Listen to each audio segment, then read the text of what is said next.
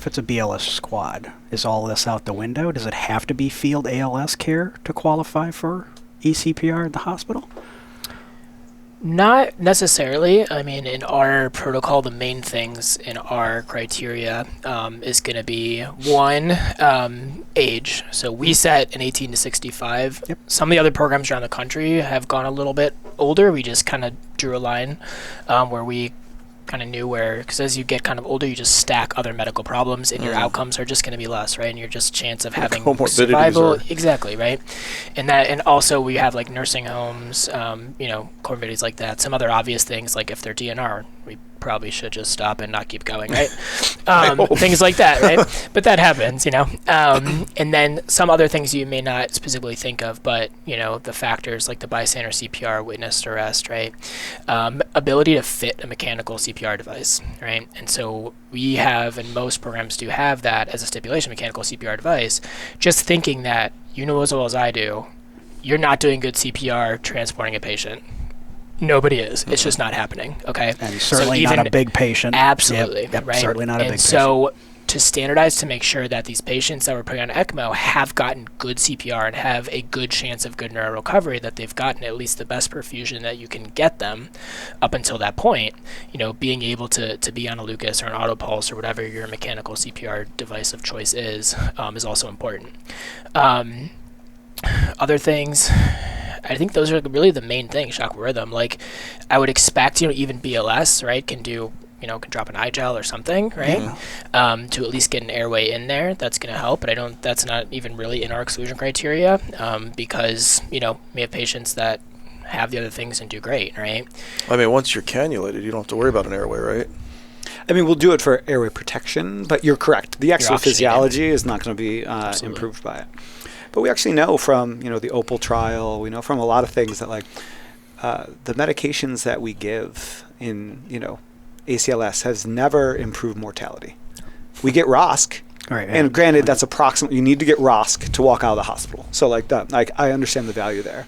But we know from all the epi trials, we know from all of the antiarrhythmic trials that people aren't walking out of the hospital because of what we've done in the pre-hospital or the ED setting when it comes to pharmacology. So this is, and there's also some data saying that, hey, maybe we should lay off the epi. Because once we put these people on ECMO, it's hard to flow when that, when the base drops, when all the epi hits at once. Yeah, you're so clamped. Yeah. We're like, we have 6 milligrams of epi. Are you also then dialyzing? Yeah, well, there's a fair amount of these people that will go on to having dialysis, but that's either here or there. That's part of their pathology. But yeah, I mean, for that point, so if BLS can identify the patients and quickly get them there, I don't think you can't make an argument that the stuff that they weren't able to provide with their scope of practice was moving the needle for mortality. Yeah, sure. Absolutely. Yeah. And there's, we didn't talk about this as much, but when they're actually, because we kind of, I guess, stopped when we were talking about the process, but in our process too, once they're in the ED, right, there are some other metrics that we actually get on blood work as also proxies to tell us that this patient is a good candidate, right? Based on their pH, their lactate, their end-tidal CO2, things like that are just good markers that this patient is going to do well, right? And so that kind of can show that difference too, right? Of whether they're BLS or ALS or whatever, if they look like they have good parameters, they're probably still going to be a good candidate, right? And so that's kind of the back end stuff in the ED. And then for our process, the cannulators will actually cannulate in the ER room. We actually have an ECMO circuit sitting in there. Waiting. And Colin leads monthly sims with our ED staff, so several of the nurses are trained to be that first assistant initially for the cannulator when they come in. And then when these patients are hooked up and going and they're working, and then you've talked about your success rates that you have had, and then your successes when they walk out neurologically intact. Is that a month? Is that 3 days? Is that a year?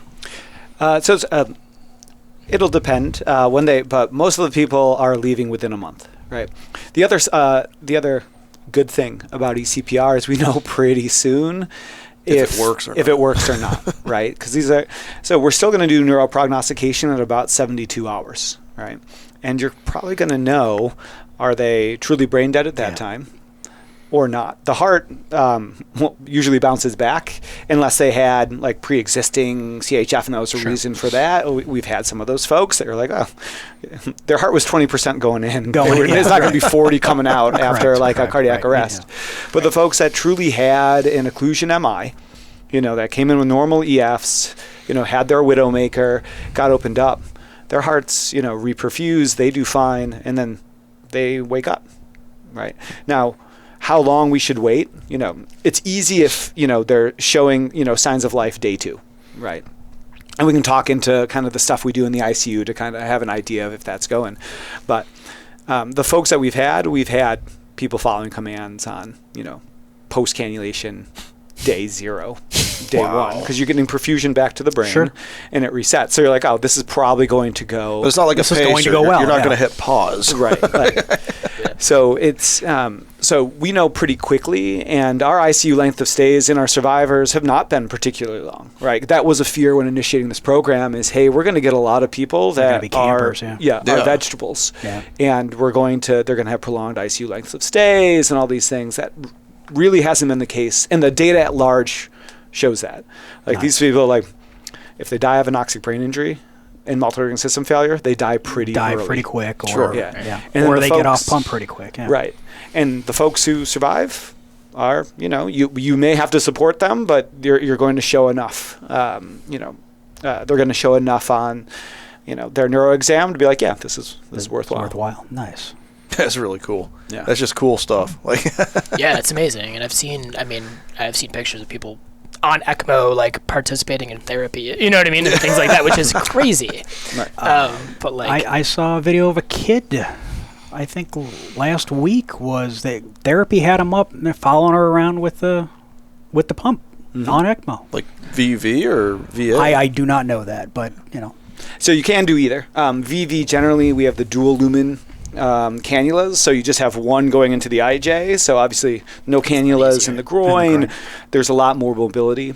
We've done VA ECMO in people that were doing bridge to transplant that we've walked. Generally we're going to have axillary cannulation, so you'll have FEM and then up into the axilla, but we have walked folks that have that's amazing. VA. Yeah, we had. And we've had like trip on that wire. That much flow, yeah. But I mean, to all of this that we talk about, you have to simulate it. You have to, be maintenance of competency, do training with your PT, your OT, your RNs. There's all of the stuff under the waves that are required to get this done.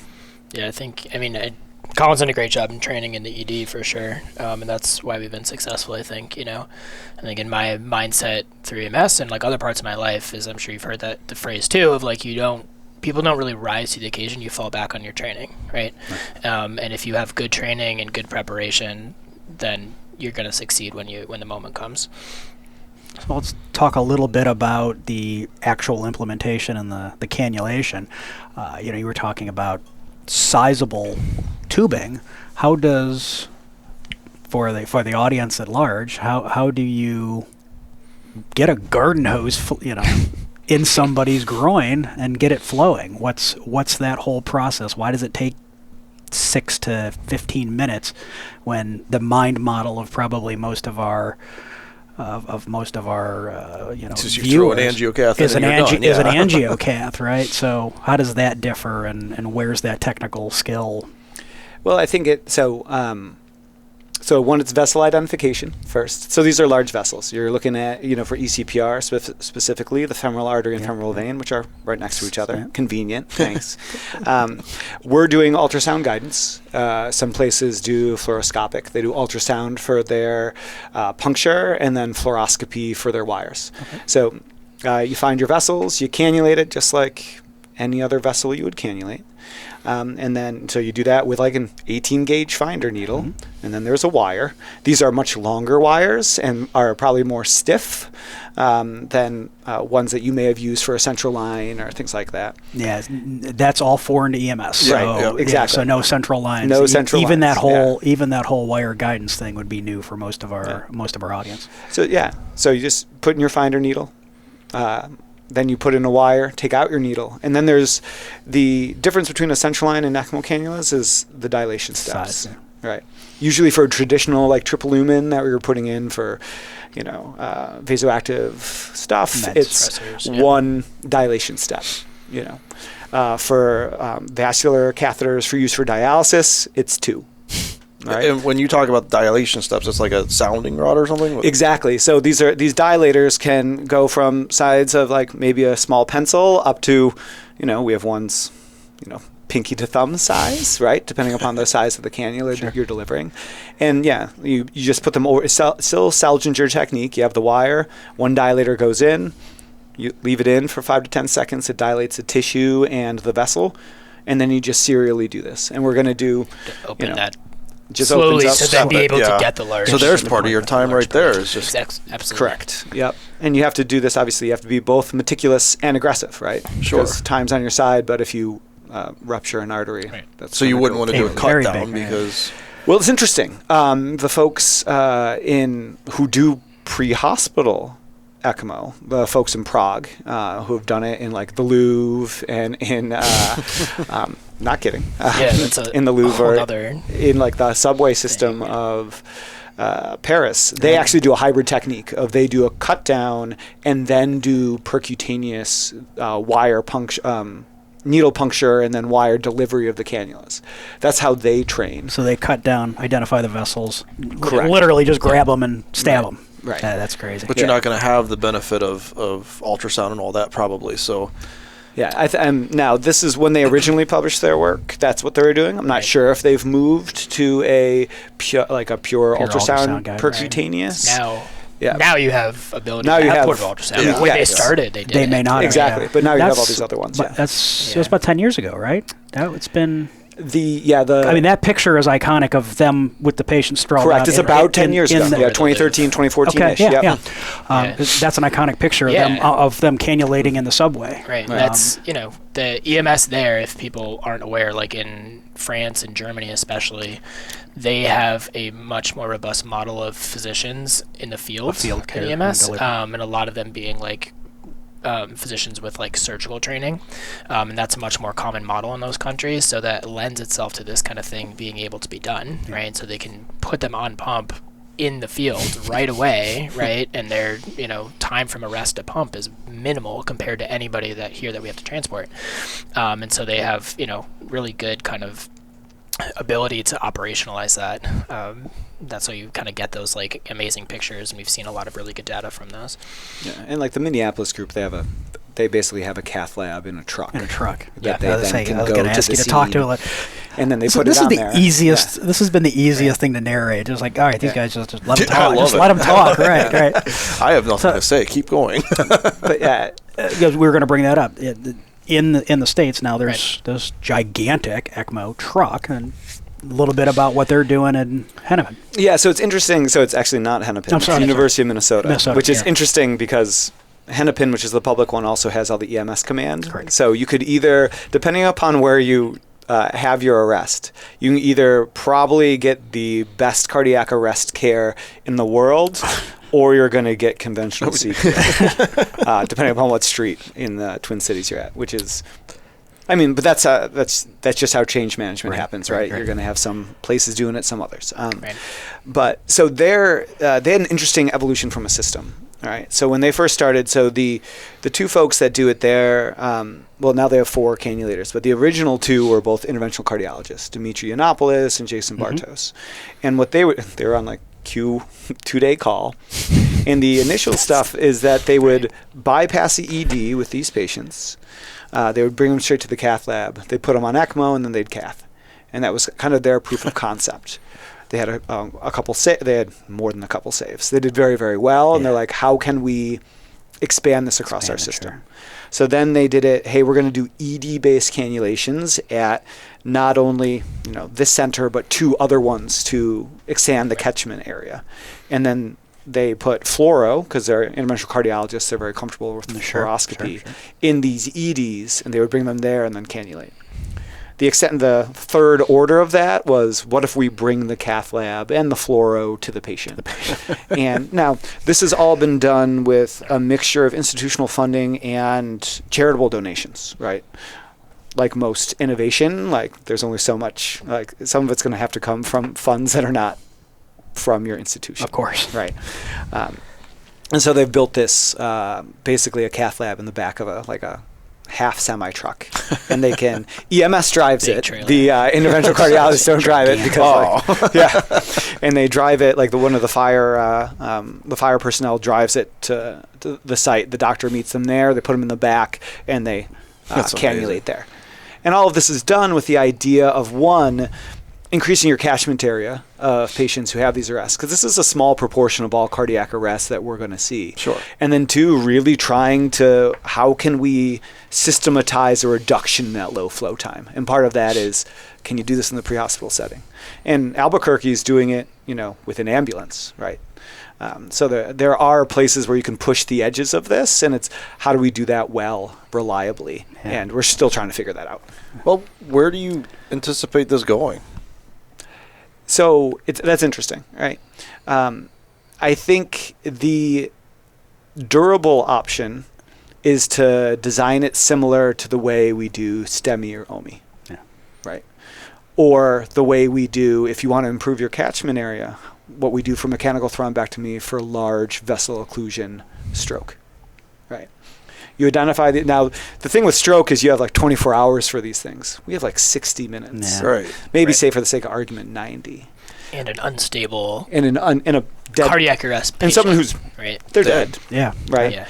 So there is, there has been some modeling, like geospatial modeling done on what does like hospital EMS look like to get this done.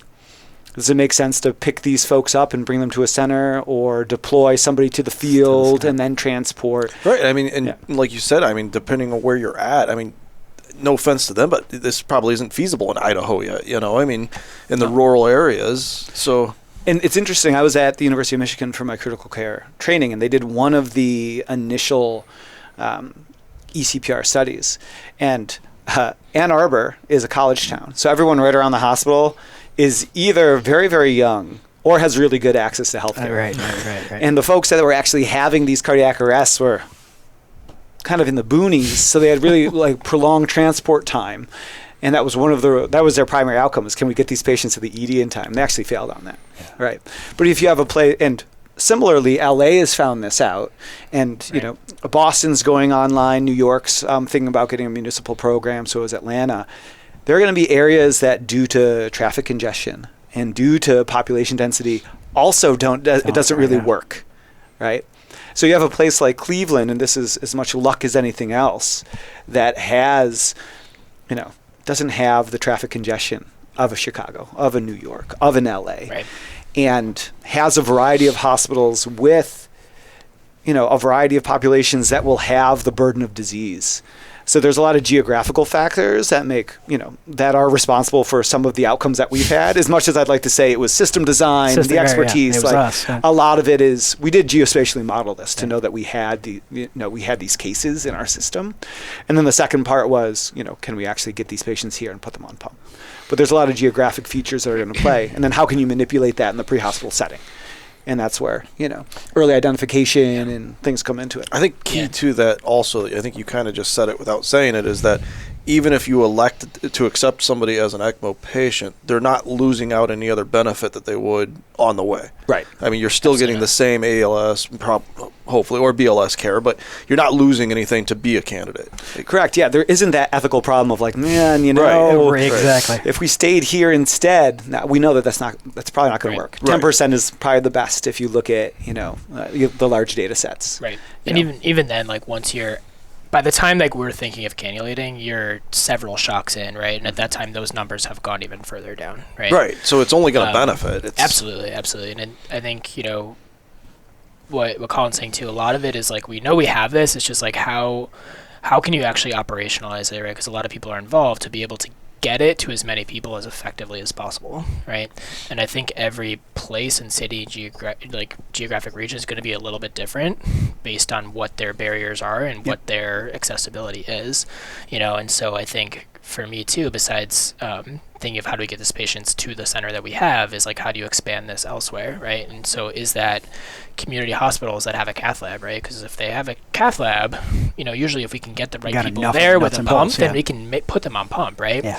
There are some places that are actually using helicopters, right, to actually fly teams out to a patient, right? So some community hospital an hour out somewhere, let's take a helicopter with a cannulator and a perfusionist, get them on fly pump. them there, get them on pump, and then you have a lot more time, right? Then you can put them in an ambulance and transport them later on. You're currently not doing that. Not at this time, but we've had a lot of these discussions about what is feasible and what is how can we operationalize something like that to be able to increase that catchment area too of ECMO, right? This is not just even for ECPR, but ECMO and other disease ECMO and other process, capabilities as well, is how do you just be able to bullet trains this? Lots of them. We need lots of bullet trains. Honestly, maybe, right? Drones, just oh, there it is. There it is. Is there an EMS process that can't happen without a drone dropping something? ECMO drone flying in. But it's interesting, when we design this program, you have to walk before you run, right? So we do ECMO for cardiac arrest in a hospital all the time. Right, there are patients after cardiac surgery, after transplant, that fail, and we put them on ECMO at bedside. So it grew out of, we have this capability. Like, how do we then get it to these... Almost going from chronic to acute. Right, like, how do we get it to these other folks? And then once you have proof of concept, which I think is all we can say of our program, is it's a proof of concept. Then now how do we, nip at the edges of operational capacity? I mean, the big thing would be continuing to get to do a collaboration of all of our hospitals. Let's get on the same page. Let's use all of our resources. So somebody, in Lakewood is going to have the same chance as somebody in Shaker is going to have the same chance as somebody in Old Brooklyn, right? All of those are within catchment areas of places that probably have the capability of doing this. But you have to show some data, then get some buy-in, and then have a little bit of trust and a lot of luck, and then that's how these things happen. So earlier we kind of touched on some of the outliers, and hypothermia specifically came up. So, what about the hypothermia patients? What about the pregnancy patients, stuff like that? Where does ECPR... Trauma patients. Where does that fit in? Yeah, that's great.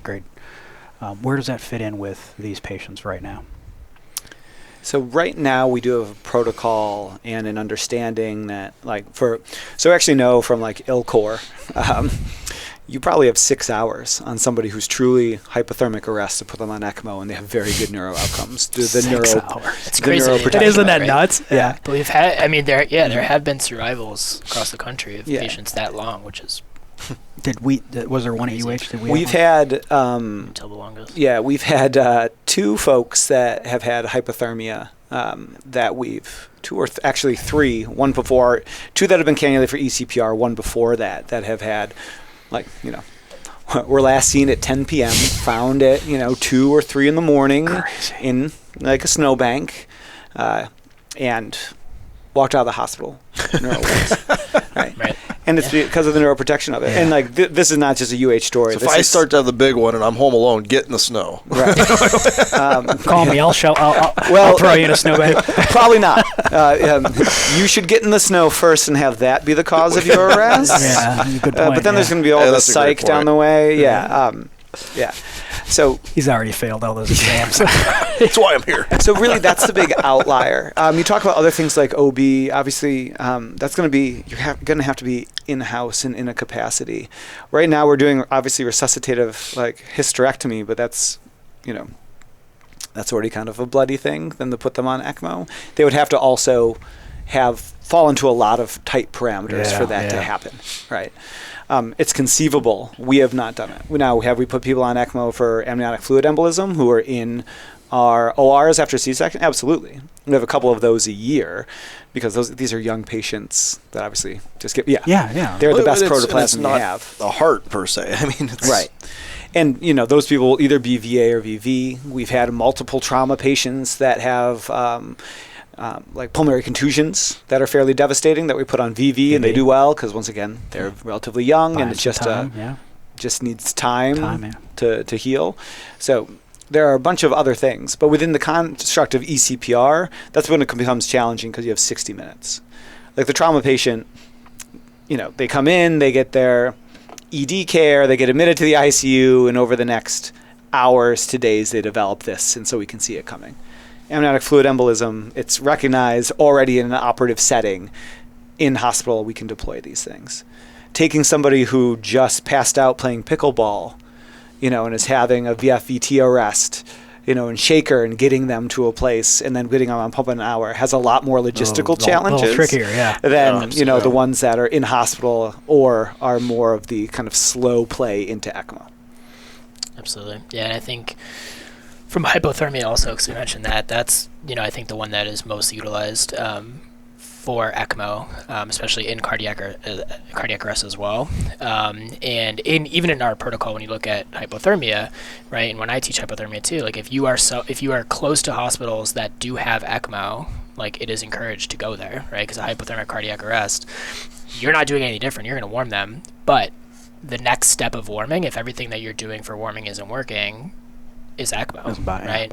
And we've had patients even before we started this that brought to the ED in a regular cardiac arrest. We're warming them, and then we end up putting them on ECMO as well, right? And so we have kind of protocolized some parameters of that ED patient that arrives and is hypothermic of when do we make that jump to pull the trigger and put them on ECMO.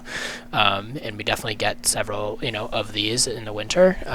And like Colin said, like even longer to have a good neurologic outcome, which is wild to think about how long you can actually last like that. But